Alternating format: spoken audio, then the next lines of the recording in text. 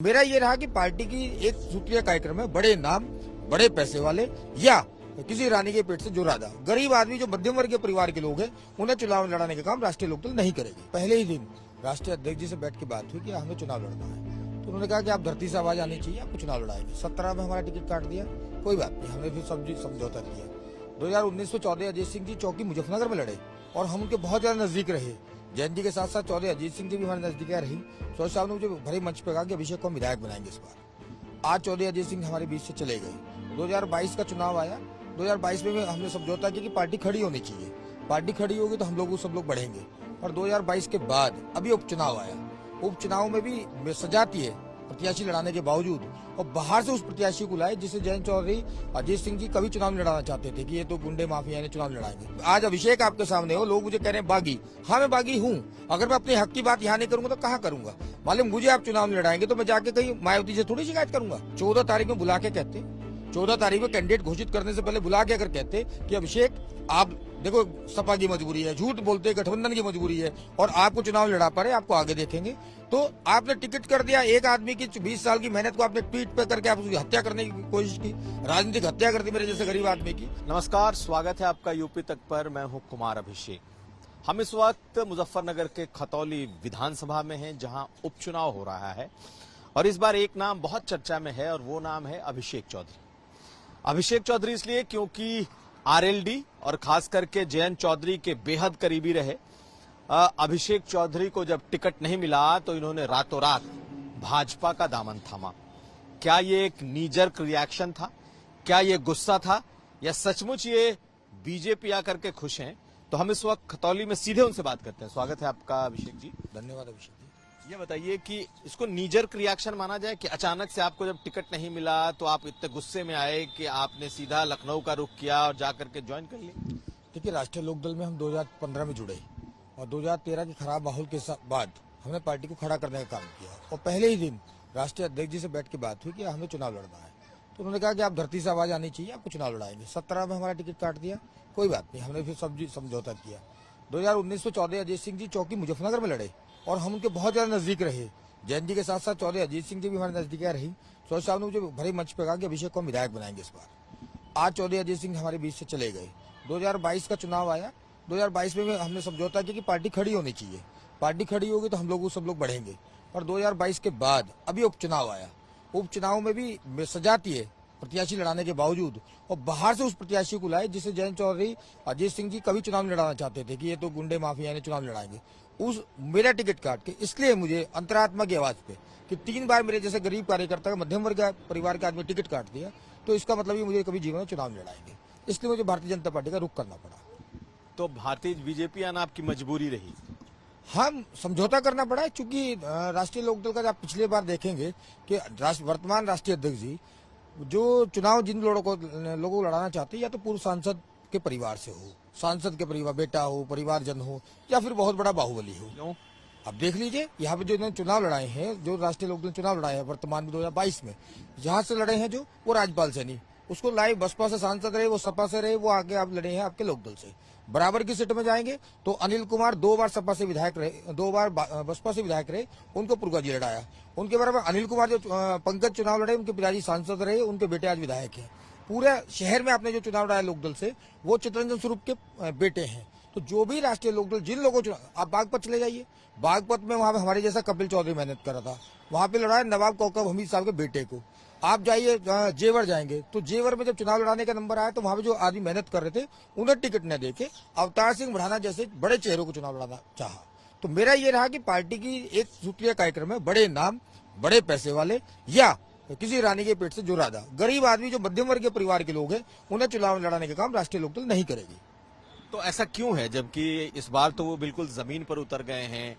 लोग कहते थे कि वो बहुत वीआईपी नेता हैं, हेलीकॉप्टर से घूमते हैं, लेकिन इस बार तो डोर टू डोर जा रहे हैं, घर की कुंडी खटखटा रहे हैं, लोगों को अपने हाथों से पर्चियां दे रहे हैं।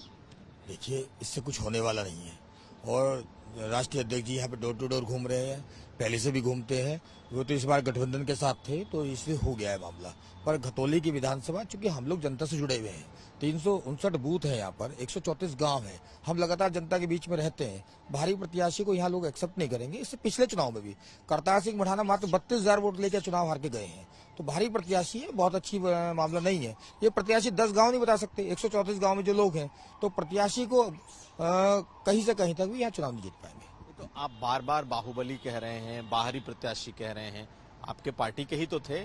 आप लोगों ने पहले 2022 में उनको चुनाव भी तो लड़ाया था। 2022 में जब इन्हें लोनी से चुनाव लड़ाया गया तो उससे पहले राष्ट्रीय अध्यक्ष जी से हमारी बात हुई।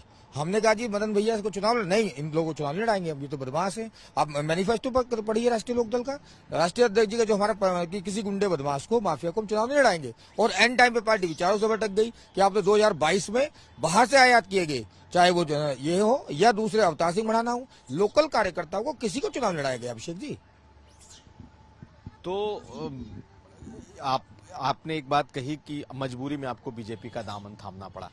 अब आप बीजेपी के भीतर आप मजबूर हैं या बीजेपी के भीतर खुश हैं? देखिए, भारतीय जनता पार्टी मैंने ज्वाइन की, मैं बहुत खुश हूँ। तो राष्ट्रीय लोकदल को छोड़ने के बाद जिस घुटन में हम थे, कि जहाँ हम इसमें थे कि यहाँ पर हम कार्यकर्ता मजबूत होंगे, हमें ताकत मिलेगी, हम लोगों को पार्टी विधायक बनाने का काम करी, जो हम सीधे संपर्क में थे, राष्ट्रीय अध्यक्ष जी की टीम में थे हम लोग। परंतु वहां पर किसी भी आम कार्यकर्ता को नेता नहीं बनाएंगे वो लोग, हमने करीब से देख लिया। अब भारतीय जनता पार्टी में हम गए, यहाँ पे जितने भी विधायक हैं, जितने भी लोग हैं, जितने भी नेता बने, चाहे संजीव बालियान जी हो, चाहे कपिल देव अग्रवाल जी हो, चाहे प्रमोद उटवाल जी हो, चाहे आपका ये विक्रम सैनी हो, कोई भी नेता, ये सब धरती से जुड़े हुए लोग हैं। आम आदमियों को विधायक, मंत्री, सांसद बनाने का काम किया। तो इनसे देख के, और मैं पिछले 8 से 10 दिन से पार्टी में हूँ, सम्मान देने की स्थिति है। चाहे कोई भी मंच हो, सम्मान दिया जाता है, सम्मान से बैठाया जाता है। माननीय प्रदेश अध्यक्ष जी परसों आए, अलग से बुला के 1 मिनट पूछ के, हाँ अभिषेक जी कैसे हो। पर हमारे जो राष्ट्रीय अध्यक्ष जी हैं, वो देख के आंख को इग्नोर करते हैं लोगों को। तो उससे आहत होकर ये भारतीय जनता पार्टी में सम्मान मिल रहा है। और देखिए, सर्व समाज की पार्टी है, पूरे हम लोगों को काम करने का मौका मिलेगा। इस उपचुनाव में हमारी आंख खुल गई। ये काम 2027 में होता है कि हमें जब भी चुनाव लड़ाते, आज हम 4.5 साल अपने लोगों के बीच में अपने लोगों का काम करेंगे, सम्मान करेंगे, पार्टी को बढ़ाने का काम करेंगे, तो मुझे बहुत अच्छा महसूस हो रहा है। आपको लगता है 2027 में बीजेपी आपको लड़ाएगी? देखिए, चुनाव लड़ाने का तो मुझे नहीं पता है। मेरी एज आज की तारीख में 42 है और मैंने राजनीति में बेहतरीन अपने जीवन के 22 साल, मैं 21 साल के 20 साल का राजनीति में आ गया था। बसपा रहा, बसपा में अपने लोगों को तैयार किया और मैं 8 साल चुनाव लड़ने के लिए अपने परिवार को, बच्चों को, बीवी को छोड़कर क्षेत्र में रहा लगातार। एक मेरा जुनून था कि मुझे चुनाव लड़ना है। वो मेरी एज थी 30 से 40। अब चूंकि बच्चे भी बड़े हो चले हैं, मुझे अपना काम भी देखने हैं, अपना सब कुछ देखना है, समाज में जुड़ा भी रहना है। तो मैं भारतीय जनता पार्टी मुझे चुनाव भी नहीं लड़ाएगी, पर सम्मान से रखे। मैंने माननीय मुख्यमंत्री से भी अनुरोध किया कि मुझसे पूछा, अभिषेक क्या चाहिए? मुझे सम्मान। माननीय प्रदेश अध्यक्ष जी से ये बात हुई, क्या मुझे सम्मान चाहिए। तो सम्मान, एलडी में सम्मान नहीं मिला, सम्मान नहीं मिला। 3 बार से कहने के बावजूद, 3 बार से मेरे जैसे कार्य, और मेरे जैसे कितने कार्यकर्ता, ये आप आज अभिषेक आपके सामने हो, लोग मुझे कह रहे हैं बागी। हाँ, मैं बागी हूँ। अगर मैं अपने हक की बात यहाँ नहीं करूंगा तो कहाँ करूंगा? मालूम, मुझे आप चुनाव लड़ाएंगे तो मैं जाके कहीं मायावती से थोड़ी शिकायत करूंगा। तो मुझे कहने के बावजूद मैंने भाईचारा जिंदाबाद कार्यक्रम कराए, मैंने आपका बहुजन उदय अभियान के कार्यक्रम कराए, मैंने गुर्जर सम्मेलन कराए, तो सब कुछ पार्टी के लिए मैंने न्यौछावर किया और कह के किया कि मुझे चुनाव लड़ना है। अगर एक बात इसके साथ साथ राष्ट्रीय अध्यक्ष जी मुझे चुनाव देने 13 तारीख में ट्वीट किया, 13 तारीख मेरे से पिपलड़ा की रैली कराई, सब कुछ कराने के बाद 14 तारीख में बुला के कहते, 14 तारीख में कैंडिडेट घोषित करने से पहले बुला के अगर कहते कि अभिषेक आप देखो, सपा की मजबूरी है, झूठ बोलते, गठबंधन की मजबूरी है और आपको चुनाव लड़ा पा रहे, आपको आगे देखेंगे, तो आपने टिकट कर दिया। एक आदमी की 20 साल की मेहनत को आपने ट्वीट पे करके आप उसकी हत्या करने की कोशिश की, राजनीतिक हत्या कर दी मेरे जैसे गरीब आदमी की। तो मैंने जब निर्णय लिया कि राष्ट्रीय अध्यक्ष जी एक दिन बाद भी कर सकते थे वो काम, हमें बुलाते तो ही विश्वास में लेते, तो इन सारी चीजों को देखते हुए मैंने निर्णय लिया कि जहां 3 बार मेरा टिकट काट दिया वहां सम्मान नहीं है। और सम्मान के, मैंने आत्मसम्मान को रखने के लिए, अपने अस्तित्व को बचाने के लिए भारतीय जनता पार्टी ज्वाइन करने का काम। लेकिन आपने तो कहीं मंच से भी कह दिया कि आप आत्महत्या करने तक की सोच रहे थे। देखिए, मैंने फिर भी कहा कि मेरे परिवार का कोई भी व्यक्ति, अभिषेक जी, कोई भी व्यक्ति राजनीति में नहीं है। मैं बिल्कुल अलग हट के चला था। मेरे जिले में बाबू हुकुम सिंह जी की विरासत चलती है, मेरे जिले में बाबू नारायण सिंह जी की विरासत चलती है, उन विरासत के जो लोग राजनीति कर रहे हैं उनके सामने मैं एक मध्यम वर्ग परिवार का व्यक्ति, जिसके परिवार में कोई भी राजनीति में नहीं है, मैंने 20 साल पहले इस काम को कुर्ता पहनने का काम किया और एक उम्मीद के साथ राष्ट्रीय लोकदल में, एक विश्वास के साथ राष्ट्रीय लोकदल में काम किया कि राष्ट्रीय लोकदल शायद मुझे नेता बनाने का काम करेगी, मुझे चुनाव लड़वाने का काम करेगी। जीत हार तो अलग चीजें होती है, मुझे मौका देंगे जब भी तो पता लगेगा। पर वो 8 साल मैंने जीवन के पूरे 24 घंटे पार्टी को देने का काम किया। उसके बाद 3 बार निराशा लगने, अब सबसे ज्यादा जहां उपचुनाव है, आप जातीय समीकरण बात कर रहे थे 2022 में कि मीरापुर में चंदन है और सदाना में अतुल है, बीच में गुजर नहीं लड़ा सकते, हमने समझौता कर लिया। आज जातीय समीकरण देखते हो, आप यहाँ लोकल में गुजर लड़ा रहे हो और वो भी बाहर से लाकर लड़ा रहे हो, तो इसके बाद तो मुझे नंबर नहीं आएगा इसका मतलब। तो मैंने सब चीजें देखते हुए, सब समीकरण देखते हुए ये निर्णय लिया कि अगर हमें कार्यकर्ता बन के काम करना है तो भारतीय जनता पार्टी का काम करेंगे। क्योंकि इसका सबसे बड़े कारण यह है माननीय अभिषेक जी कि जो लोकदल है इसके राष्ट्रीय अध्यक्ष थे चौधरी चरण सिंह जी, उसके बाद बने चौधरी अजीत सिंह जी, उसके बाद आज है चौधरी जयंत चौधरी। समाजवादी पार्टी इसके 3 अध्यक्ष, आज दूसरी पार्टी है आपकी समाजवादी पार्टी, इसके राष्ट्रीय अध्यक्ष चौधरी श्री मुलायम सिंह यादव, उनके बेटे आज है अखिलेश यादव। भारतीय जनता पार्टी एक अकेली ऐसी पार्टी है जिसमें श्यामा प्रसाद मुखर्जी से लेकर दीनदयाल उपाध्याय जी से लेकर आज जेपी नड्डा है, 12-13 आम आदमी राष्ट्रीय अध्यक्ष बने हैं। तो अब आम आदमी को जब यहाँ राष्ट्रीय अध्यक्ष बन सकते हैं तो हमने भी सोचा जब विक्रम सैनी जैसे यहाँ विधायक बन सकते हैं तो आम आदमी के पार्टी में रहो, लोगों को काम करेंगे, विचारधारा से जुड़ेंगे और अपने मेहनत करेंगे। लेकिन आपकी बिरादरी से ही उम्मीदवार उतारा गया है, आपकी कितनी सुनेंगे लोग जब बिरादरी की बात आएगी? तो गुजर बिरादरी से कैंडिडेट है और आप गुजर होकर के आप उनके खिलाफ जाएंगे तो कितने सुनेंगे लोग? देखिए अभिषेक जी, गुजर यहाँ पहली बार नहीं लड़ रहा है। मैं आपको याद दिलाना चाहूंगा 2014 में चौधरी वीरेंद्र सिंह 2014 में समाजवादी से चुनाव लड़े और बुरी तरह हार मिली और पूरा समाज, गुजर समाज भारतीय जनता पार्टी के साथ गया।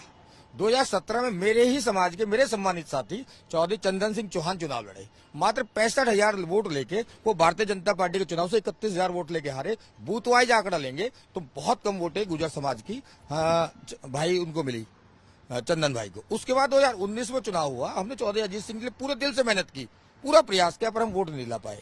आज थोड़ी बहुत हमारे समाज की वोट मिली हो तो उसमें कोई मामला नहीं बन पाया। आज 2022 में यहाँ पे ही सजाती है, यहीं पे चुनाव लड़ रहे थे करतार सिंह मढ़ाना, तो करतार सिंह मढ़ाना को भी 32,000 वोट मिलने का काम किया। तो भारतीय जनता पार्टी को गुर्जर समाज ऑलरेडी वोट देता आया है। ये मदन भैया जैसे लोगों का यहाँ कुछ होने वाला नहीं है, उसका कारण है क्योंकि मैं 20 साल से सुख दुख में अपने लोगों के बीच में रहता हूँ। ये मदन भैया जो आज आए हैं, ये ना तो 20 साल से आज तक आए। ये जो लोग आपको भीड़ दिख रही होगी आपके चैनल पे कि मदन भैया हो रही, इन्हें लोग देखने जा रहे हैं कि मदन भैया है कैसा। यहाँ कोई अस्तित्व इनका नहीं है, न इन्हें समाज वोट कर रहा है। बहुतायत में बड़ी अच्छी संख्या में गुर्जर समाज ने वोट देने का काम करेगा। 8 तारीख को बूथ वाइज रिकॉर्ड निकलेगा और आप अभिषेक जी प्रैक्टिकल आदमी है तो बूथ वाइज आपको पता लग जाएगा। चलिए एक आखिरी सवाल बता दीजिए कि जयंत चौधरी के साथ इस बार चंद्रशेखर रावण भी घूम रहे हैं।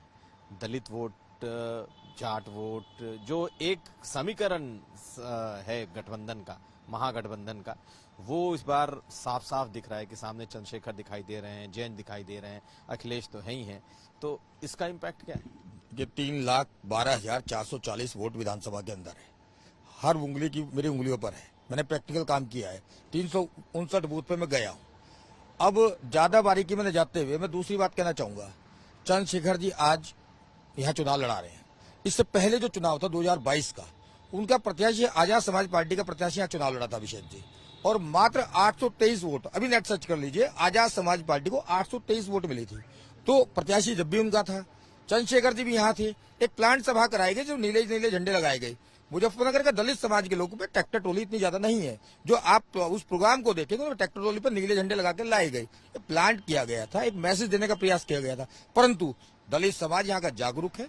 ये खतौली में पिछले जानसक जो सुरक्षित विधानसभा थी उसके 90 गांव है और यहाँ पर सब लोगों की विचारधारा से हम परिचित है। चूंकि चंद्रशेखर जी यहाँ पर नेता नहीं बन सकते, बहन कुमारी मायावती जी इनकी नेता है दलित समाज के अगर करो, और दलित समाज को सम्मान देने का काम बहन जी ने किया है। ये वो उस पार्टी को वोट देने का काम नहीं करेंगे क्योंकि इन्होंने ही, समाजवादी के लोगों ने ही बहन जी का हत्या करने का प्रयास किया और उन्हें दलित समाज के लोगों को पता है कि बहन जी के साथ उन्होंने गेस्ट हाउस में क्या काम किया और उसी विचारधारा के लोग आज इनके साथ जुड़े हुए हैं। तो किसी भी हालत में इस विधानसभा का दलित समाज के लोग, अखिलेश यादव तो नहीं आ रहे ना चुनाव में, तो हिंदू मुस्लिम भी का भी एक होता था फैक्टर कि हिंदू मुस्लिम हो जाता था। तो इस बार अखिलेश जी खुद में बिजी हैं, आपको लग नहीं रहा है कि वो सब समीकरण भी देखे जाए? कुछ नहीं देखा जा रहा है। देखिए, दलित समाज का बहुत बड़ा हिस्सा, मैं फैक्ट आपको बताया, चंद्रशेखर जी बहन जी को अपमानित करने का काम करते हैं। उनके साथ मुश्किल से हर गांव में 5-10 युवा उनके साथ है। इसके अलावा उनके अलावा कुछ नहीं है। दलित समाज का बहुत बड़ा वर्ग, जो कि हमने चुनाव भी लड़ाया है, पहले भी हमने देखा है नजदीक से। हर गांव की आपको बूथ वाइज रिपोर्ट मिलेगी। दलित समाज, सैनिक और अब की बार तो मुस्लिम समाज भी। ये कैसे? ये ऐसे कि अब उपचुनाव है और सब लोग इस समय, सबको पता है सरकार बननी और बिगड़नी नहीं है। 2022 वाला जो उपचुनाव, जो मेन चुनाव था, उसमें एक माहौल बन के आया था कि समाजवादी और लोकदल की सरकार बन रही है। इसलिए सब लोग आक्रामक रूप से लगे थे। पर ऐसी स्थिति अभिषेक जी अब नहीं है। सबको पता है मुस्लिम समाज भी समझदार समाज है, वो भी लोग काम करते हैं, व्यापार करते हैं, सबको पता है अच्छे से सब चीजें चल रही हैं। तो ऐसी स्थिति में मुस्लिम समाज, आज आप प्रत्याशी के साथ जाएंगे, मेरे साथ भी, मैं प्रोग्राम छोड़ के आया हूँ, 10 से 12 लोग जिम्मेदार प्रधान वर्तमान में हमारे साथ चल रहे हैं और वो एक तरफा करें जी अब कोई मतलब नहीं। अब हम भारतीय जनता पार्टी को चुनाव, हमारे कोई नहीं, हमें मकान दे रखे, हमें जो राशन मिला वो सब मिल रहा है और हमारे लिए कोई नुकसान भारतीय जनता पार्टी नहीं कर रही है।